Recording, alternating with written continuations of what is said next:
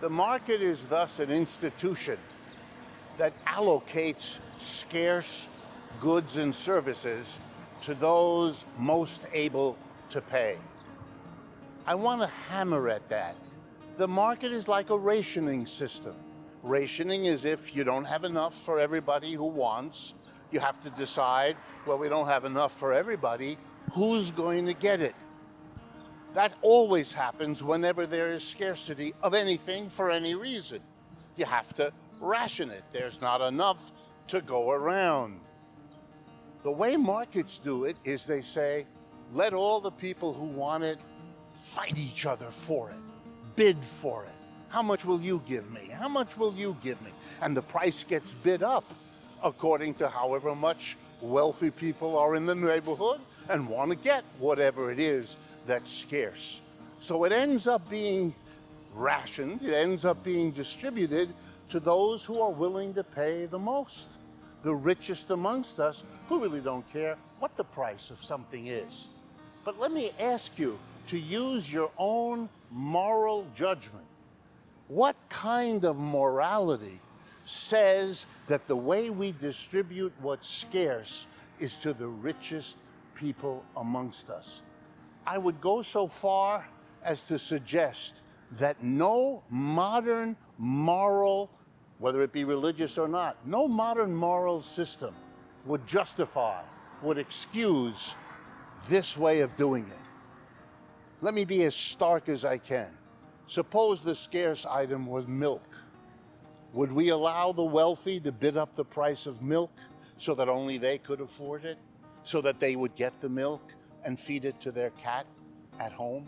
Whereas the family with 10 children, the poor family, has to do without milk for its kids because it can't play the market game.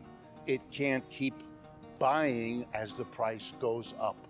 So you'd have to ask yourself, if you have moral commitments in your life, whether the market is really the way you want scarcity. And let's remember, scarcity can happen because it doesn't rain enough. Scarcity can happen because there's a war in a foreign country. Scarcity can happen, these days we hear about supply chain disruptions, maybe a pandemic. There are thousands of reasons why shortages occur. Maybe companies deliberately hold back on the production of supplies of goods and services. Knowing how markets work, they'll bid the price up. The old world is ending. And we have the opportunity to rethink everything. This is a show about the systemic problems in our world. And the real solutions we have today. To transition from an apocalyptic storm of war, scarcity, and ecological collapse. To create an abundantly advanced, collaborative society. That sustains all life. You may think it's an impossible dream. But the alternative is an inevitable nightmare. We're your hosts, Matt Holton, Amanda Smith, and Zachary Marlowe. And together, we can move past this economic absurdity and come together to actualize our collective potential. To create something completely new. We are Mindless Society.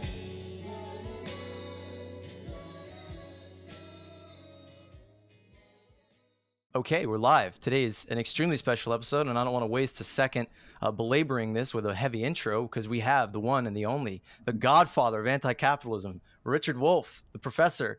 And Richard and I was very lucky to meet with and interview Richard for my film that I've been working on this last year, shooting all over the place.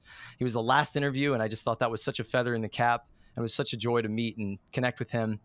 The topic we got into was essentially the market. And he just absolutely demolished it, blew it up from every angle. And we were just kind of getting into the good stuff when we were rather politely, but definitely interrupted by private security from Blackwater or BlackRock, one of those big companies. I'm serious. This actually happened. We were interrupted before we really got into the good stuff. And so I would like to see this as kind of a continuation of that conversation. You know, Rick, you're always like talking about the problems, it seems like. And this show really ultimately is about pushing people into talking about solutions. And so in this conversation of questioning the market and just kind of, you've been talking about this for so many years, so many decades, that we really need to just move beyond this stuff. It doesn't work clearly, and when we talk about the market, I think one of the essential aspects of this show and what we're trying to talk about is to move beyond the market, but also money, which is really intertwined with that. And so I would really love to get your perspective on that and ultimately kind of push us in the direction of like, where are we going? Where, how far can we take this? What does a system that's truly beyond capitalism look like? And then we can get into the steps to how to get there. But take it away. All right. All right. Thank you very much, both for the invitation and for that introduction. Let me just devote a couple of minutes to picking up on your point. I would have liked years ago to do exactly what you're proposing to do, namely look at the solutions. Where do we go from here? What's next? But I had to face the fact, it was difficult for me, being a professor in the university, which I've done all my life, and dealing with students in economics classes, which I've done all my life. I had to face the fact that before we could get to solutions, I had to do what seemed like a mountain of work to try to get people over and beyond their, and I use this word advisedly, their entrancement by capitalism, their sense that it's just the greatest thing since sliced bread, even better, and that is just wonderful. It's just a sum total of everything the human race ever wanted. And to be critical or to disagree means you're either very stupid or very evil or some unpleasant combination of these two qualities. I had to work through that. What I'm fascinated by and very happy about is that we are now more and more finding that that's not necessary. People have figured that out. They look around themselves, they look at their parents, their friends, the people they live with, they look at the prices at the gas station or at the grocery store, all the things we could talk about, and I know you do and that I do, and they don't need us anymore, which is wonderful. They're figuring it out in the daily life they have to lead. And so you ask, and many are asking us, okay, now capitalism sort of stinks. Where do we go from here? I don't want to overdo it. There are still large numbers of people who haven't figured that out yet. I don't want to minimize. That task is still important to be done. But I'm really gratified that we can go beyond it. All right, next point. Going beyond it means that we recognize that other people have already tried that. We are not the first ones to figure out that capitalism is not where we want to be. We want to do something better. And the movement has a name that has been trying to do that for at least 150 years, roughly. And that movement has a variety of names, but the best known is the word socialism. Better or worse. And people mean a whole array of different things. I'm not going to get into that part, although that's worth discussing, because what really motivated most of the people was they wanted to do better than capitalism. If I had to answer the question, which I have had to do, what is the difference between socialism and capitalism? Sort of what is socialism? The only answer I've been able to come to that covers it, it's a yearning to do better than capitalism. That's really what that is. And all those people in various countries, because it is remarkable that in every country where capitalism arrived, starting in the 18th century in Britain and then spreading all over the world, in every country, socialism was 3 steps behind. It came with it. The opposition, the criticism, the yearning to go beyond is now as globally dispersed as capitalism. I used to make a joke in my classes. The one thing that guarantees the near future of socialism is the power of capitalism, because it has always brought its critics right along with it. And so we have an experience. The socialists made a decision, and now I'm going to simplify horribly, but I want to get to where I think we need to go, and that's what you asked me about. So bear with me on the simplification. The socialists decided that the way forward was to take advantage of the fact that capitalists are relatively few in number.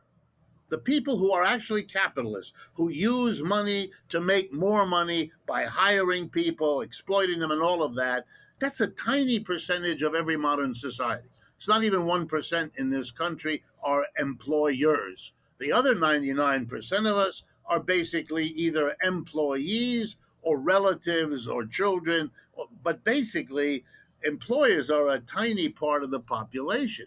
So the socialists got it into their head, smart, that we're the majority, basically. We, the representatives of wanting to do better, we don't have the money. The capitalists have that, and we don't control the media, and we don't control the government, but we have the people. So let's do the following.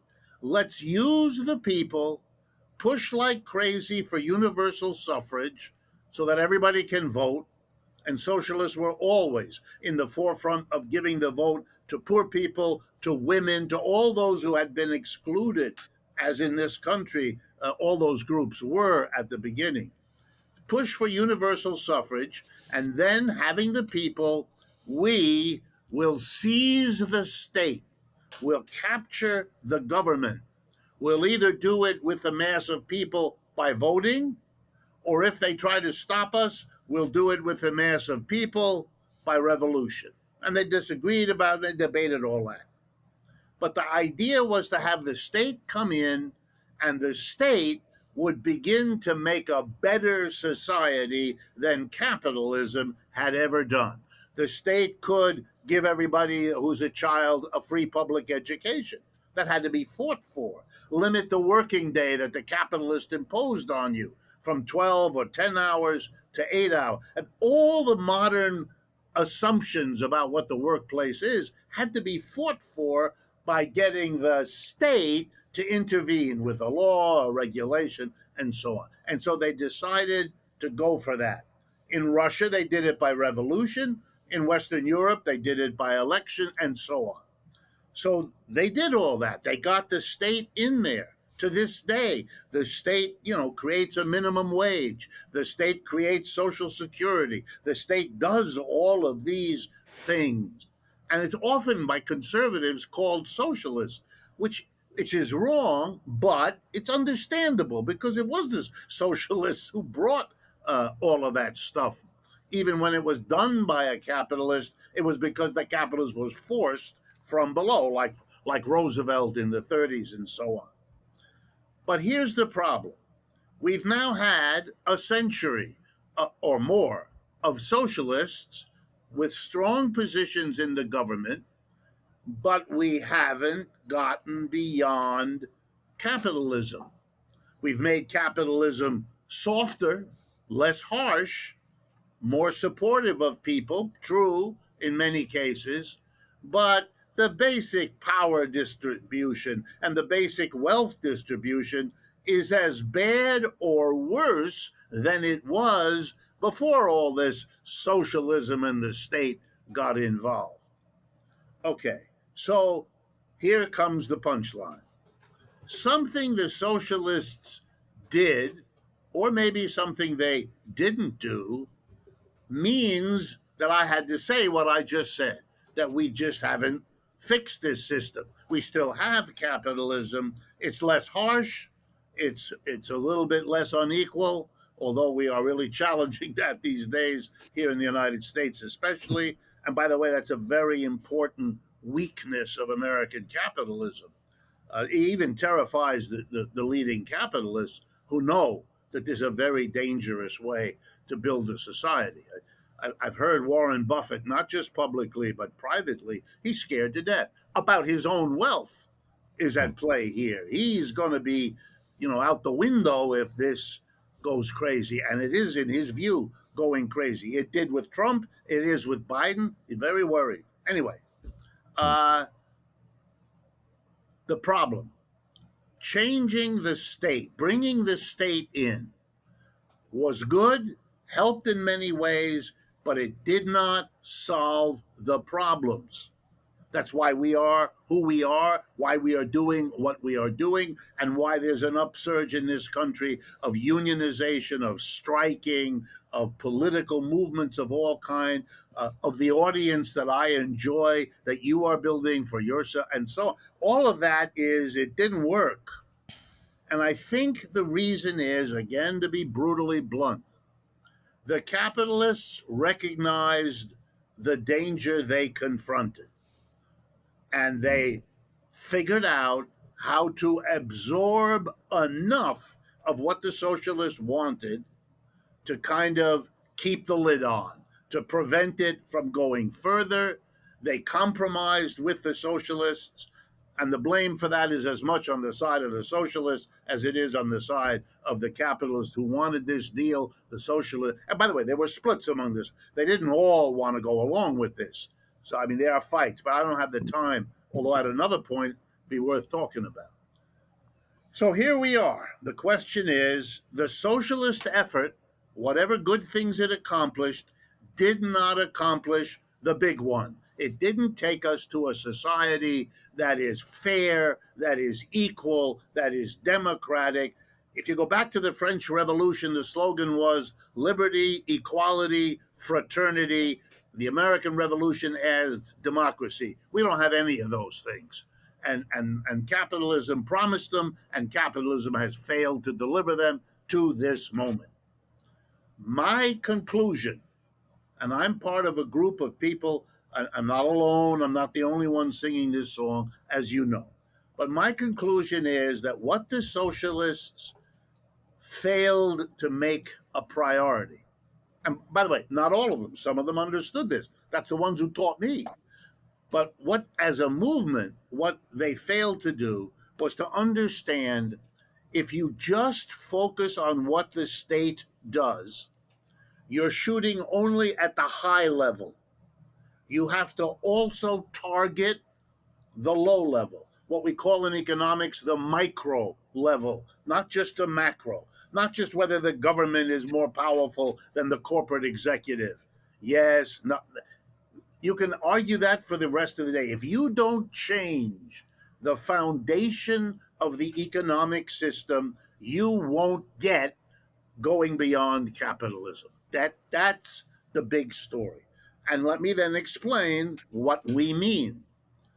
The bottom, and by bottom I mean the enterprise, the workplace, where goods and services are produced. My shirt, this computer, the telephone, the hot dog, whatever. We have workplaces to produce everything. And, you know, the labor force in this country is counted at about 160 million people. So in other words, half our people, that's what they do as adults.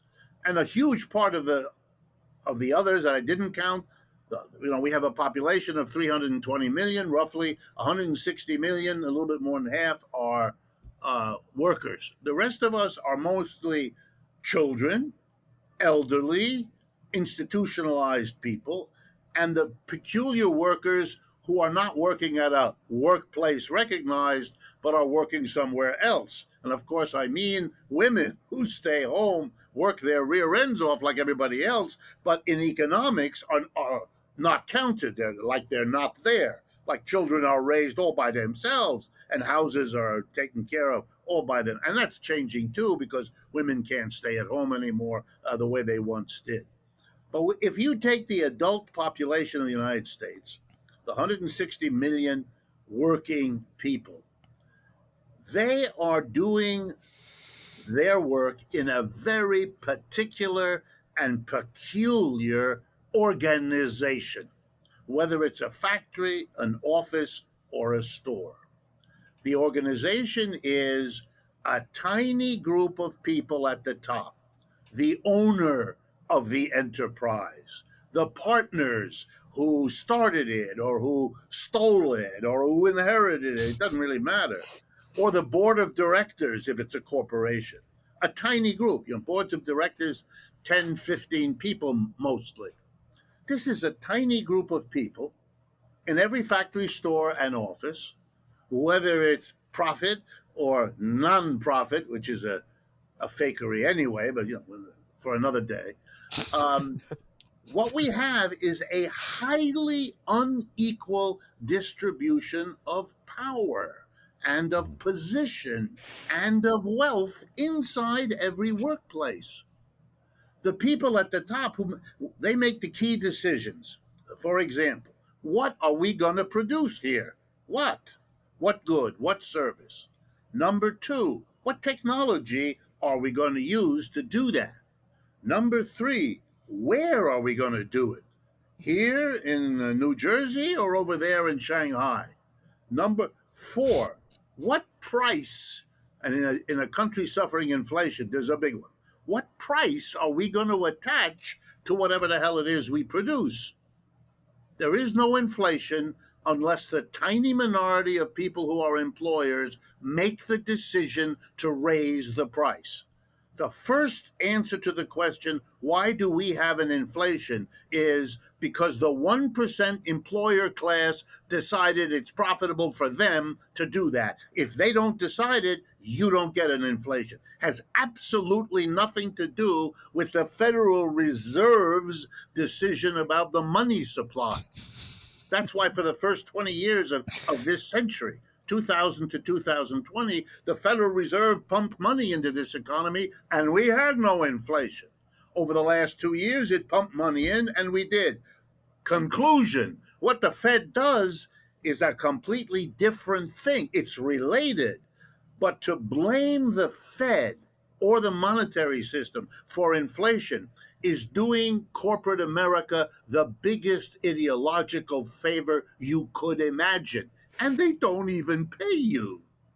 The favor is you're avoiding pointing the finger at them. If they don't choose to raise the price, which they didn't between 2000 and 2020, we didn't have an inflation. Not mentioning them, not asking, why are you raising prices? To which the only honest answer is, we do that for the same reason we do everything else. It either helps the bottom line or it doesn't. In other words, we do it because it's profitable.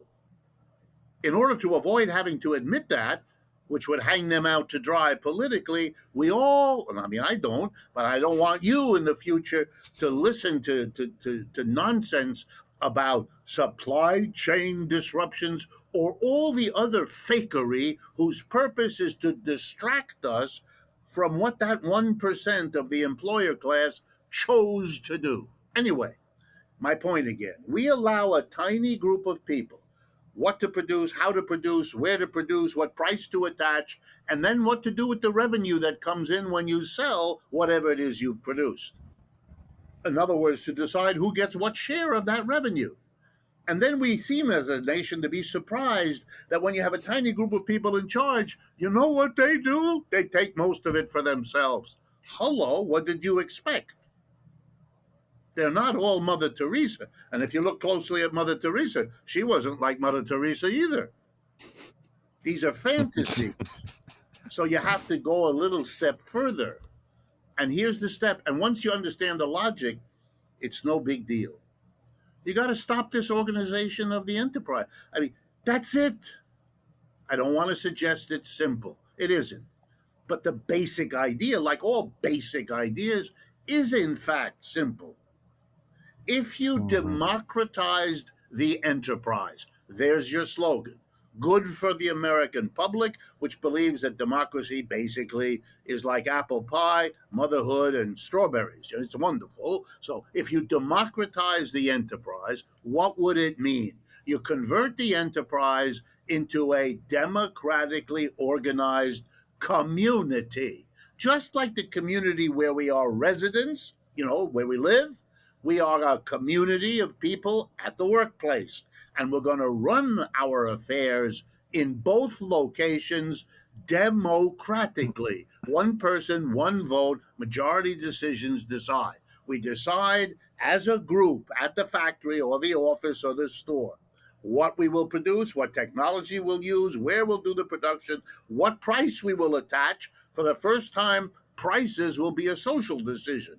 We all have to live with the prices. How we dare allow a tiny group of people to decide the prices we pay, even in the American mentality, shaped as it is by the forces we all know, people do understand somehow that an inflation is shafting them. That's one of the reasons there has to be the hoop-de-doodle about dealing with it, because if you don't, it looks like you are not dealing with too dangerous. Republicans and Democrats, therefore, have to pretend, A, that they know what's going on, and I can assure you, from knowing a bunch of them, they do not, and that they have an idea how to solve it, and they even fewer of them have any clue about that. Nor do they care. I mean, it's not that they're missing this, they could care less. Anyway, so my solution is that the revolution, what the socialists glimpsed but never brought to the front of their program and their suggestions, is to change the organization of the workplace.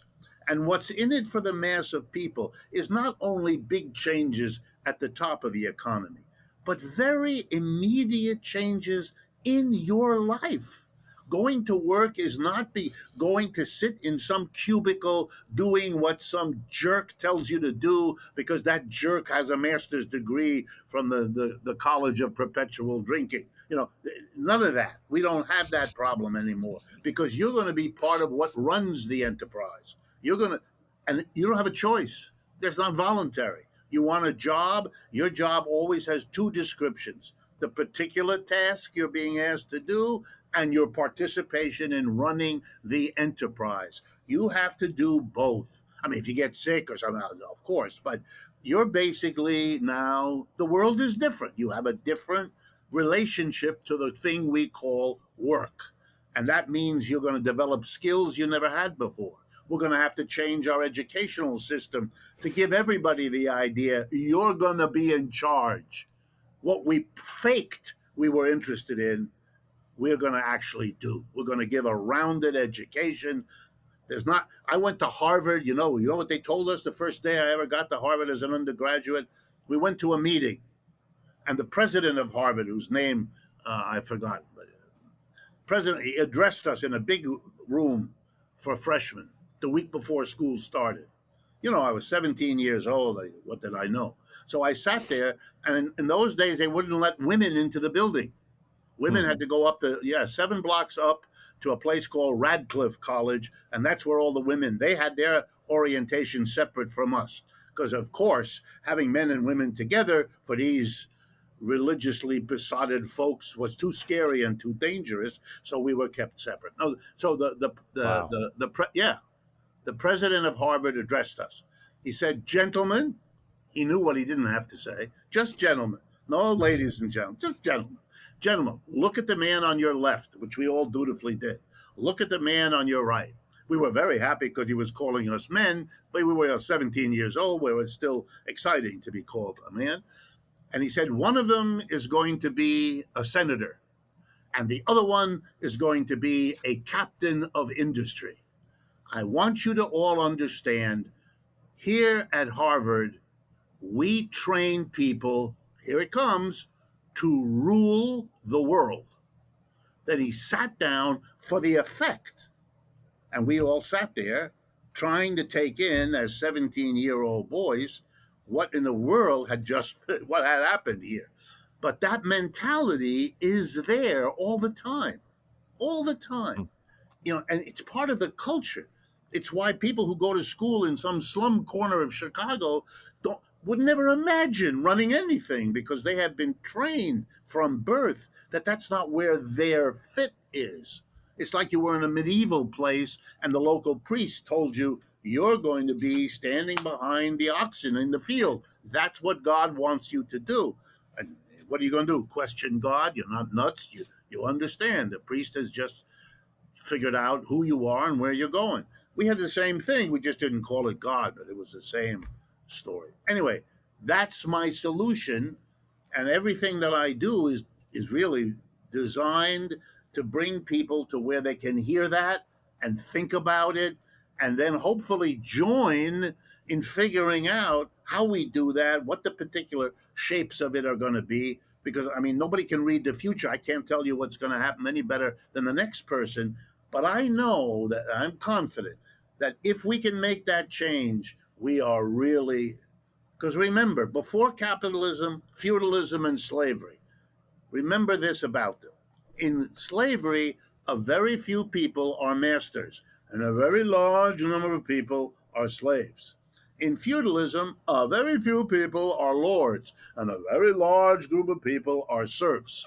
And in capitalism, a very few people are employers, and a hell of a lot of us are employees. If you notice something similar, stay with that insight. Let it roll around your head. If you want an economy to serve the people, you got to put the people in charge. And this way of democratizing the enterprise is the only way I know how to do that. I just gotta say, I just love hearing you talk. You're like a stand-up comedian of anti-capitalism. You always make me laugh. It's like, You know, yeah. I tell this to people who say that. One of the people I studied, and I mean I really studied, I watched his shows 100 times, was Richard Pryor. Whatever you get in the way of humor and play, even moving the body, I studied him like, you know, some young genius blues player sitting there watching B.B. King or Albert King or any of the other great blues players. And just We can definitely get into the blues too, but Yeah. there's so many points that I wanted to pick up in there, but I basically like my overall point of like kind of going beyond the market sort of mechanism, the operating system of our society. So we in this organization and this movement are essentially advocating for a transitional structure that is based on creating a network of communities and cooperatives that are self-organized together to produce the things that people need, to give people universal services, access to what they need, and to create a new basic mode of production that is based around sustainability. So there's so many points in it, and I just got to direct viewers to just dig deeper into our content. We don't have time to inundate the professor here, Rick here, with our whole shebang. Right. But essentially, we're entering a very different world in terms of what technology can do in terms of automating away jobs entirely. And then the greatest point of interest and point of necessity is to adapt very rapidly, like today, like yesterday, like 10 years ago, to the needs of our changing climate, to the intensification of climate change. I saw an article today buried in bullshit articles on there about how we are inches away from crossing these 5 major tipping points, you know, that will essentially doom life on Earth. And so we need to transition so rapidly that I sort of fear that even our own transitional platforms are perhaps not quick enough for us to change society rapidly enough. So what is truly needed is this very rapid, very quick, and very synchronized coming together of the people to create a totally new system that is based around democratic principles, certainly, but around the needs of our planet, the needs of the warming climate, the needs of habitat regeneration, and ultimately the market process of consuming things in an extractive way and then selling them to people, regardless of how that's organized, seems to be a completely unsustainable structure. Yeah, I mean, I agree with everything you've just said. Let me pick it up in a slightly different way, and stop me if this is not where you want to go. The decision of the United States and Western Europe to apply sanctions against Russia over the war in the Ukraine. And this is separate from whatever you think about the Ukraine war. That's not where I'm going with this. But I want to direct everyone's attention to 2 things. Number 1, the European Union alone has committed $500 billion to fight that war against Russia in Ukraine. $500 billion. Just to give you an idea, the GDP of Ukraine, the total value of output of goods and services of Ukraine last year was $156 billion. So we're Europe alone, I'm not counting the Americans, that's on top of it. Europe alone is going to spend, but Europe doesn't have that. Europe's economic situation is worse than the US, which isn't saying much. These are hysterical behaviors. You know how much the rest of Europe cares about Ukraine? 0. They care about it as much as most Americans do, who couldn't find it on a map. Stop. What is going on here? Now put that aside. Trump spent $3 or $4 trillion that the government didn't have, more than in the past, having to borrow wild amounts of money. Biden has already spent more than that. Trillions and trillions of dollars that they don't have, that they borrowed against the future. You know who behaves like, and they already have an exploding national debt. You know who behaves like that? People who think, I got nothing to lose. It's over. I might as well try. I'm sure none of you would do this, but suppose you knew that your life was coming to an end. You might do things with your credit card you would never otherwise have thought to do. Maybe in your fantasy, you once imagined the trip you would take if you knew it was coming to an end. The American government, the European, they are behaving in ways that are crazy. Last point. Everywhere in Europe, France, Britain, Germany, they are reopening coal mines and coal burning entities to generate electricity because of what they did with Russia. They are, if you think we're near a tipping point, I got bad news for you. The coal that they're burning alone, it's going to pass the record of coal pollution that we had a few years ago. We thought we were going down. We'll go, what do you don't care about the climate future? You don't care about the financial future? You are fighting a war about a place no one knows or cares about? What are you doing? Something is wrong, folks. You may be surprised at the capability we have to intervene, not because we're well organized. We're not. Not because we're clairvoyant. We're not that either. But because the system we're critical of is in way worse shape than you can imagine. I'm not sure of what I'm saying, but I'm trained in this system. I've been watching it all my life.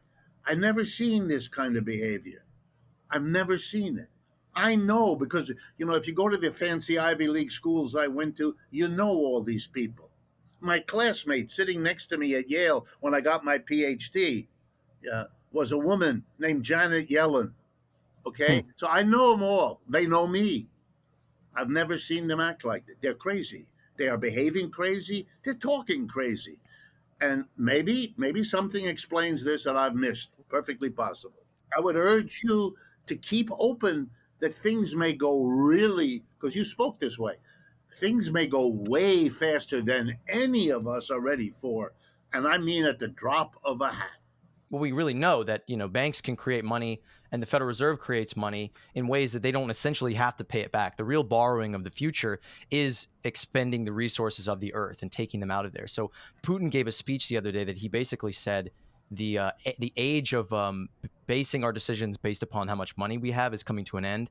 And we're going into the age of basically basing our economics upon how much resources we have. And as not just climate change, but as you're pointing out here, just the craziness of the capitalist system and its death throes increasing and creating scarcity that we can't even, that is totally artificial, which I would say is the central component of capitalism.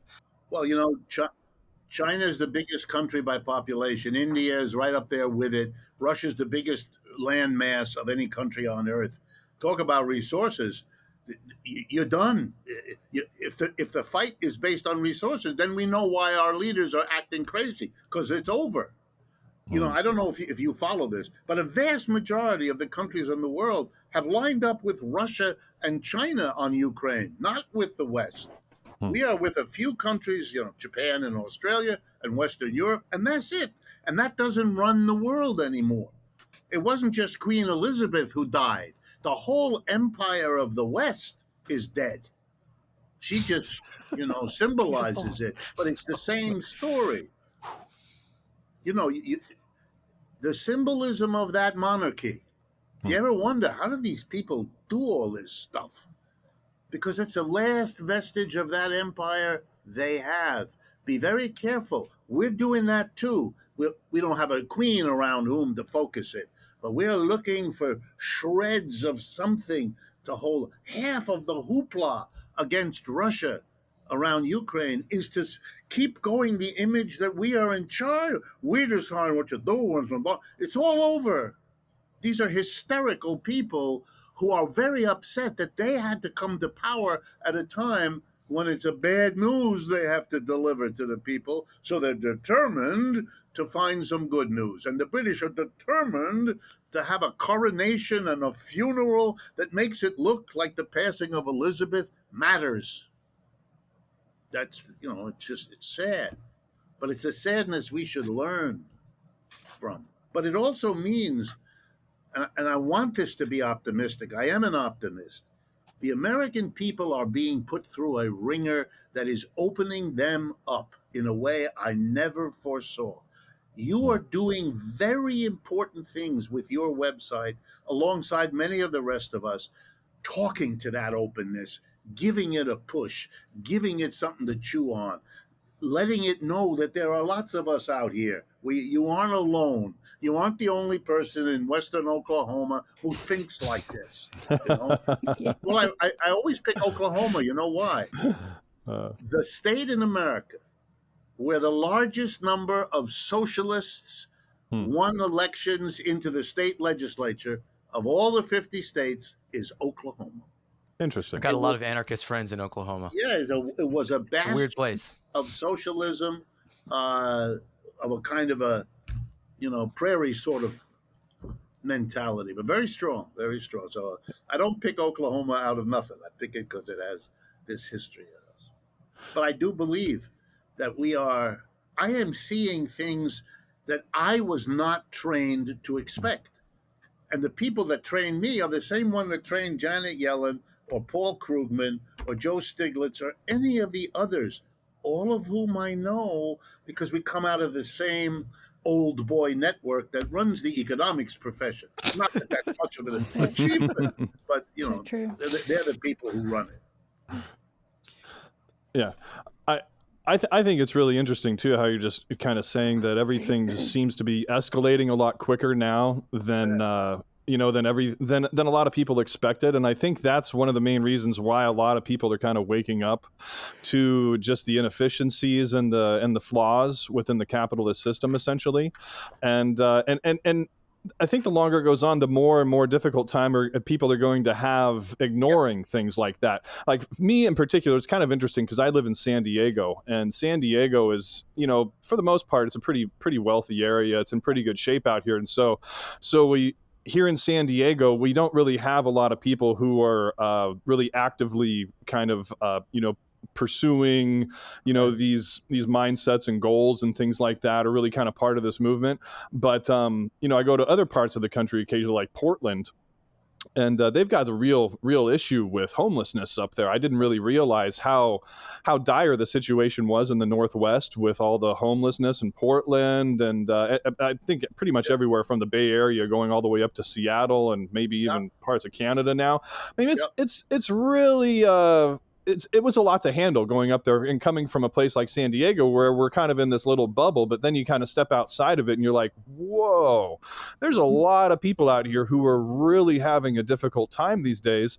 And it's all these little cracks are starting to show, and I think people, they start to see enough of these little cracks and they start wondering exactly what it is, that's going on. They know something isn't quite right. They have a feeling, well, there's some incentives here that are off, or the system just doesn't function properly, but they're not exactly sure why it is, and what those mechanisms are, and what the solutions are going forward. And that's one of the reasons why we love your work so much, especially with cooperatives. It's one of the things that we really advocate and want to promote. And it kind of makes a lot of sense too. Essentially what we're doing is we're taking, the idea of democracy that we value so much within our government and our social government system, and we're applying it to where we spend the majority of our adult lives, which is in the workplace. And you'd think that we would have done this 100 years ago or something, but no, we're finally starting to catch up with this whole thing, and hopefully it's not too little too late. But I have a lot of fears as well with the climate crisis accelerating. Now they're calling they're starting to call it climate breakdown, which in my opinion is a far more it's a far better term to describe what's actually happening with the climate. It's literally breaking down the systems and structures that humanity depends on to provide the things that our economy depends on, such as food and water and energy and, raw materials for housing and building and goods and everything else.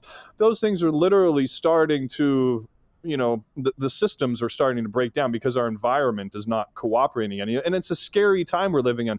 I have a lot of hope too, but on the other hand, I'm very, I'm afraid that we might have done a lot of irreversible damage, and now it's kind of to a point of mitigating and kind of adapting, as opposed to being able to reverse all of the damage that we've done 100%, and that's kind of one of my main fears going forward. You are not safe. The COVID did that. This government didn't take care of us. That's a very deep understanding that you will find in people who don't understand anything else. They know that. They know that. And Very now, good point. And now to get this inflation, to go to the store and discover that the crappy chicken you're buying costs you twice what that crappy chicken cost you. It's like every day it's being pushed into you, and then you add the fires, the droughts, the flooding, and all the rest. You are taking the American working class, the COVID, the crash, the inflation, now the rising interest rates with an indebted population that is doomed by this. It's too much. You can't do that. If I could scare you, my first language is German. My mother was born in Berlin. I speak fluent German. Okay? Nice. My mother taught me as I was growing up. In Germany, they thought they were inheriting the world. In the second half of the 19th century, they were the great challenge to the British Empire.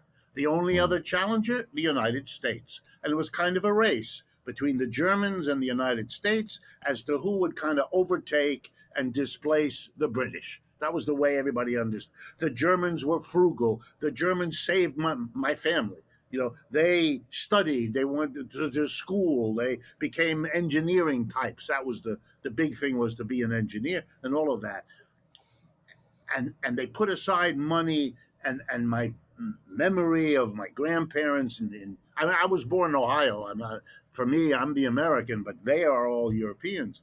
And you put the German working class through a trauma. They lost World War I. That wasn't part of the German idea. They were going to win everything, and they had. They lost World War I. Then in 1923, they had the worst inflation any Western country has ever had. In a period of 8 months, the German mark, that was the name of their currency then, the German mark went from 4 to $1 to 4, ready? Trillion to $1. That's an inflation.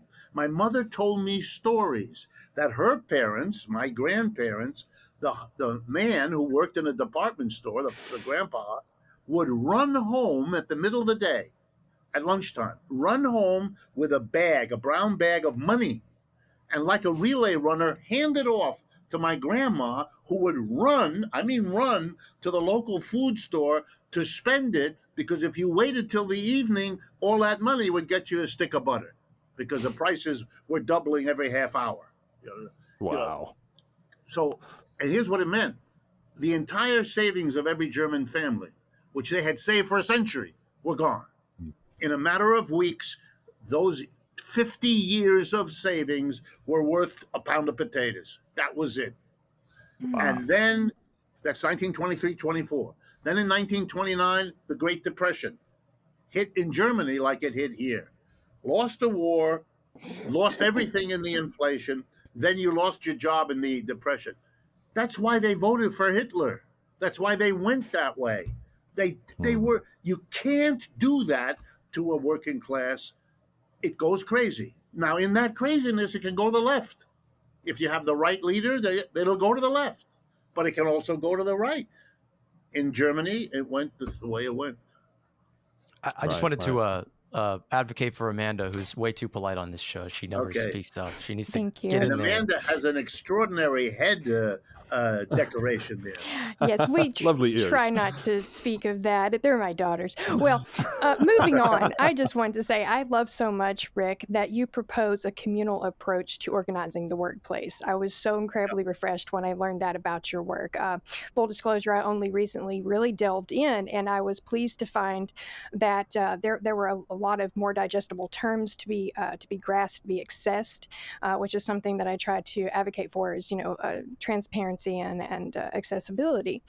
And so in saying that, I think that it's worth noting that when you talk about democratizing the workplace, creating a democratic work model within the workplace, you're essentially saying that by doing that, because we are the 99%, we are the laborers, we are the majority, then we would then influence our political structures to follow suit with that. Absolutely. And in doing that, I think there's a greater implication, the fact that our workplace, or I should say our political structures mimic our workplace structures. And that just really solidifies the ever deepening contrast between competition and collaboration in our society, and the fact that capitalism is, some would arguably say, by design, a non-democratic system. So then, of course, the question is, how do we achieve this democratic model within the confines of capitalism? And so the question I just really want to ask you, and have been burning to ask you, is would you be so kind as to enlighten us on how cooperatives play a part in democratizing our workplace? And is that also the answer to how society may reorient themselves with a communal way of living?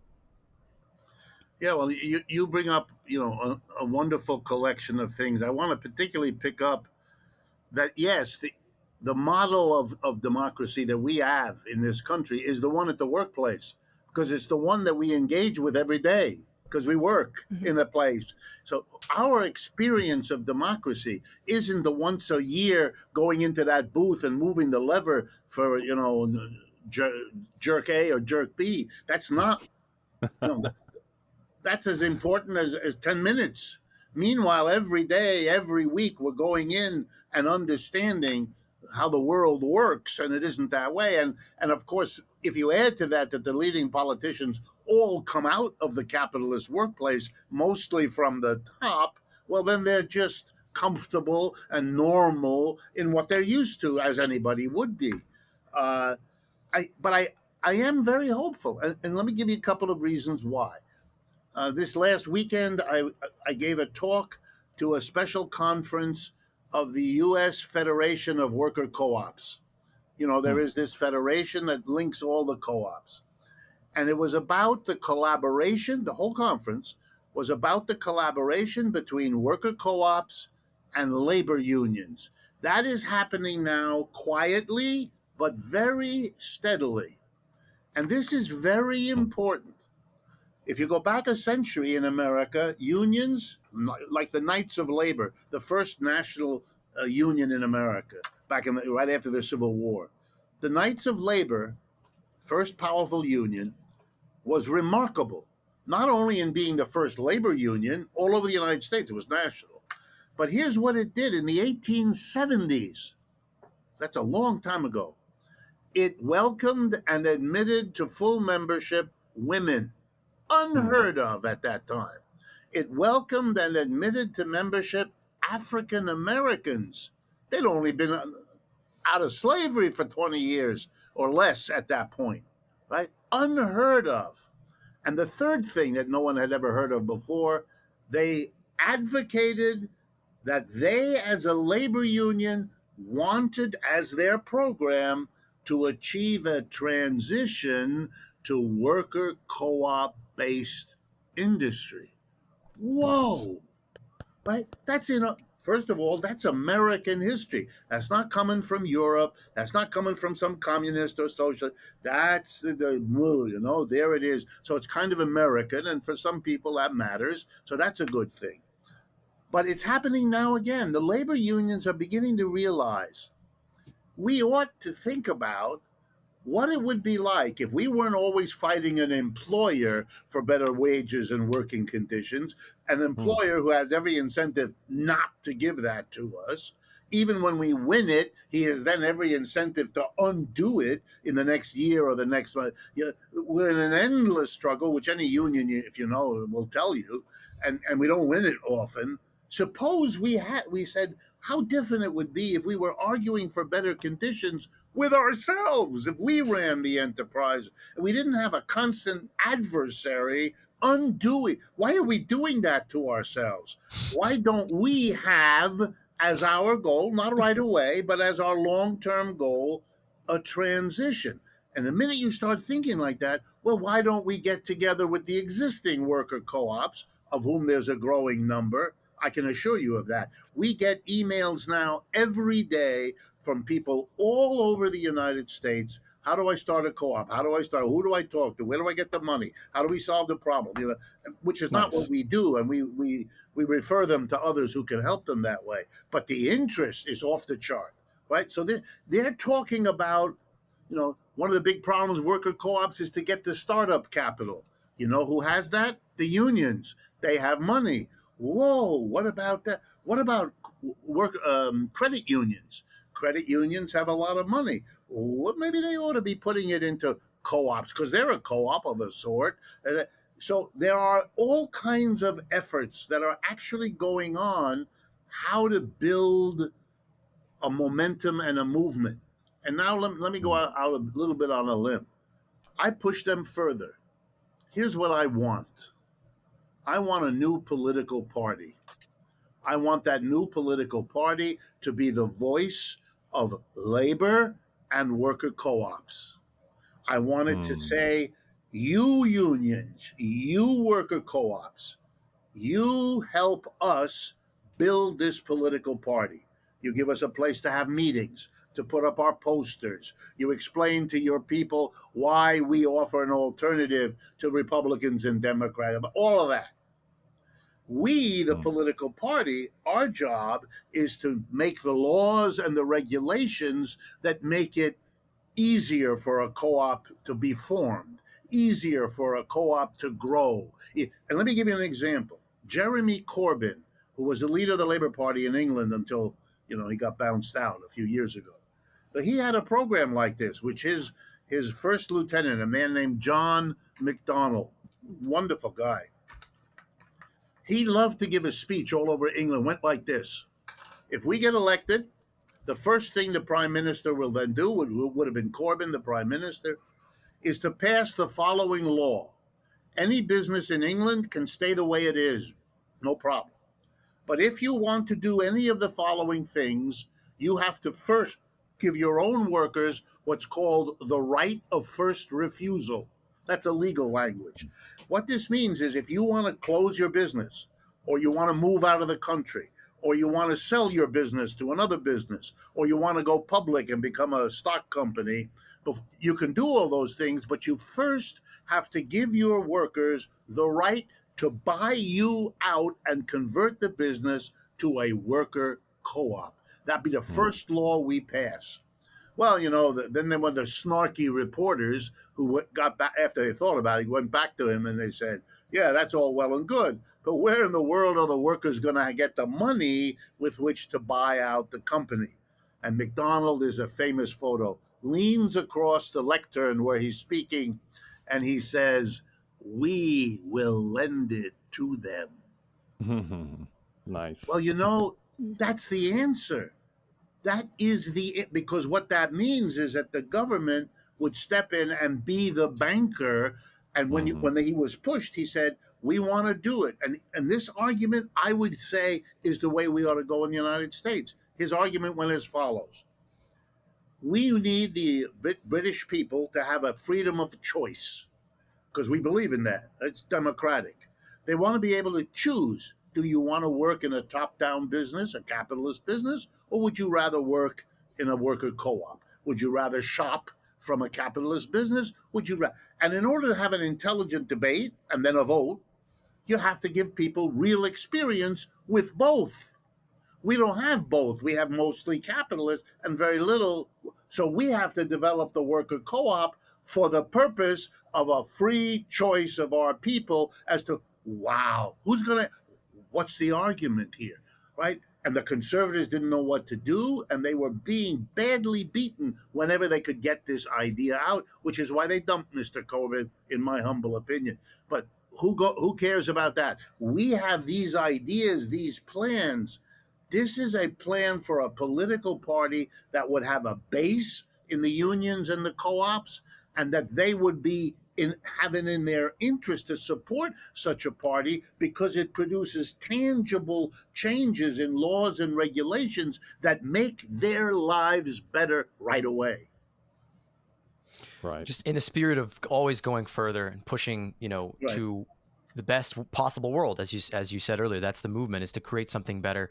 Our ideas and platforms are essentially to build power in as many forms as possible, to bring in as many intersections with the climate movement, with the labor movement, with the social justice movement, to work together to create communal structures, to create housing structures, to create work structures, to create cooperatives as a transitional space between that, to essentially create little pockets of a moneyless society that is able to support itself in a transitional form, but also to nurture and develop the ideas, the innovations, the new conceptualities, the new technology, a totally new relationship with both nature, with technology, and with each other. And so, Rick, we're really about out of time here, but I want to kind of, as an outro, maybe, I want to kind of bring you back to maybe that sort of optimism or that imagination that you had, at the beginning of this ride of like going to that world that we could go toward what I assume would be your preferential society, would be a sort of moneyless and classless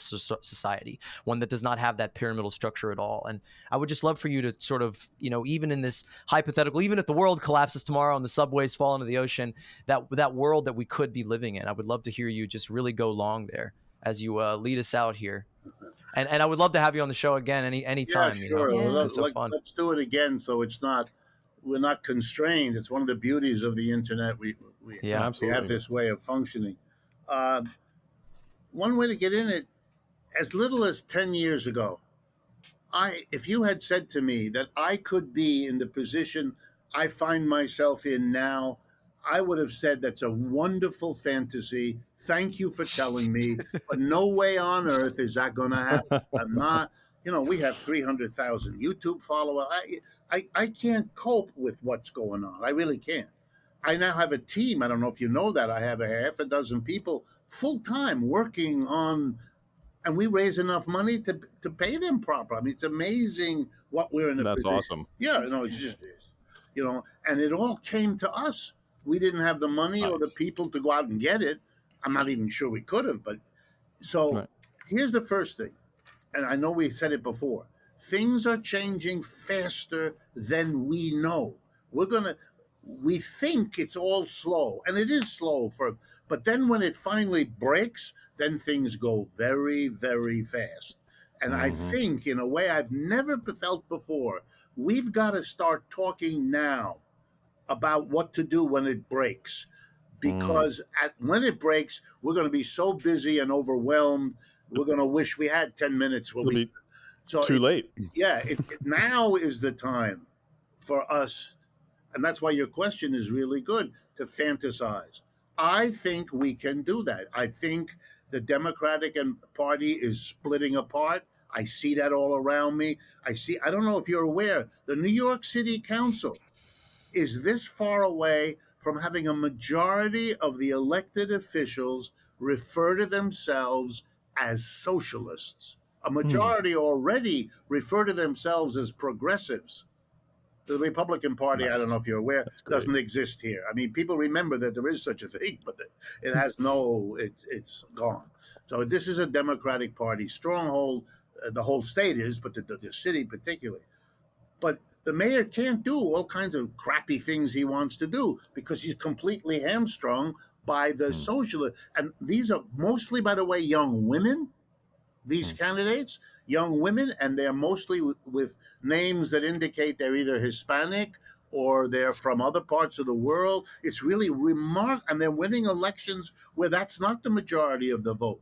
I mean, they're crossing the lines that used to block them because they were women, or block them because they were, minority women. And all of that is shifting and changing very quickly. So I love your idea. We appeal to people who have felt discriminated against, excluded, blocked, thwarted. Come on. Unless you're very strange on the right wing, we're here for you. We're here for you. We want to build, if I can, dangerous word, an ecumenical big tent of the people who have a legitimate grievance with capitalism. If we can share that, I'm more than willing to go on someone else's demonstration if he or she goes on mine. I believe in that. That's how you build alliances and coalitions. And the Republicans and Democrats are so corrupted by the money they depend on that we have an enormous open field. I almost want to go to the point of saying, if we don't do it now, it's on us. We have a chance. We have it. The government is so busy, fighting the Ukrainians or the Russians or the Muslims. I mean, it's awful, but they're leaving us alone. And that's our chance. That's our chance. I don't know how soon we'll have this chance again. And I got to tell you, more and more around the world, people are becoming aware of something they didn't believe before, that there is an opposition. I used to go abroad, give talks from time to time, and people would say, well, are you a Marxist? And I said, well, I hate the question, but if you mean, have I read Marx and learned from him and respect what I learned? The answer is yes. If that's what you mean, then you can call me a Marxist. I said, we didn't know there were any of those in America. And I had to laugh and tell them, no, there's lots of us in America. You don't hear about it, and that's no accident. But now I don't get the question anymore. You know why? Because they're picking up through the internet that there's lots of critics around the United States. They're getting that. Mm-hmm. And that's a sign of our maturity as a movement. We're growing. That's beautiful. And the system either acknowledges it or they're going to have to get out of the way. And then that's the way. And I think we can do that. And I'm not, a glad hander. I haven't always believed this, but I believe it now. I believe it. I can't get over. And that conference in New York between the labor people, the unionists, and the you know what was good about it? Not a lot of rhetoric, not a lot of posturing, real questions. How do unions work with COA? How do we make our members understand why that's an important alliance to be? Just the right question. And Einstein once said, I love this. He said that the answer is never the problem. It's the question. He said, if once you ask the right question, it'll point you to where the answer. The trick is the question. And that these people have figured that out. And they came from all over, including I wish I knew that you were from, one of the most interesting speakers was a young man who's in a union of some sort in San Diego. He was very good. Is it, I know Patrick. I think you know Patrick. It's probably not who you're talking. Patrick Conlon. Yeah. He's a good friend of ours. I know Patrick personally. Yeah. Yeah. No, I connected with him. Before the pandemic, I used to speak around the country, and the Pacifica radio network, they would bring me to San Francisco, to LA, to Houston, and around and give talks to raise money for them. And then they had a sister station or a substation in San Diego. So I gave a talk in San Diego, and I gave a talk in Santa Ana. Nice. And Patrick was all involved, and I got to meet him that way. Yeah. That's great. We're going to have him on our show sometime soon to go deep on cooperatives and the Knights of Labor and all this history. He's great talking about that stuff. But Rick, I think we're coming up on time. Yeah, there's more. I think we're coming up on time. The thought that's in my head right now is just that there are more solutions than problems, that we're all being driven to this, that there's one problem that encompasses all of these, and it's called fucking capitalism. Yes. But there's many solutions. There's many alternatives. There's many avenues for people watching, listening, realizing that the cracks in the sidewalk are going to swallow them all up soon enough, that realizing the inflation and all these problems are driving them toward a common solution, a common imagination, a common dream of a better world. So Rick, we'd love to have you on anytime. It's just been great. Thanks so much. Thank you so much. Wonderful. It's been a pleasure.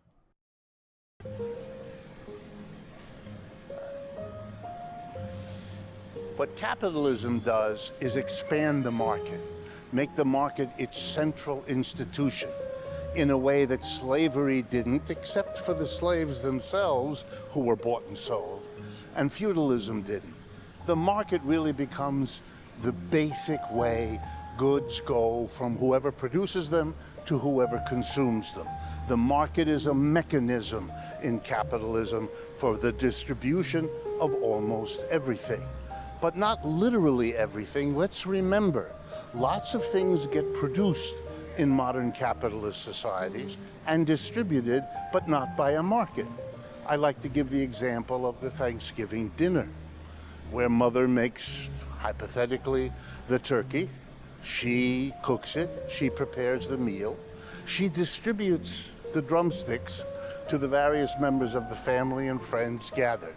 But nobody gives anybody any money. Nobody buys and sells bits of turkey. Nobody buys and sells anything at the dinner.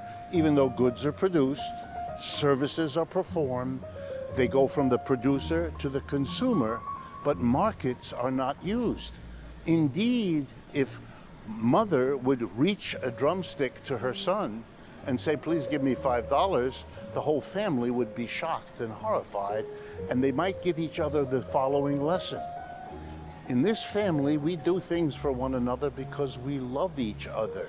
We don't buy and sell from each other, and bringing the market into the family would disrupt the loving relationships we try to create.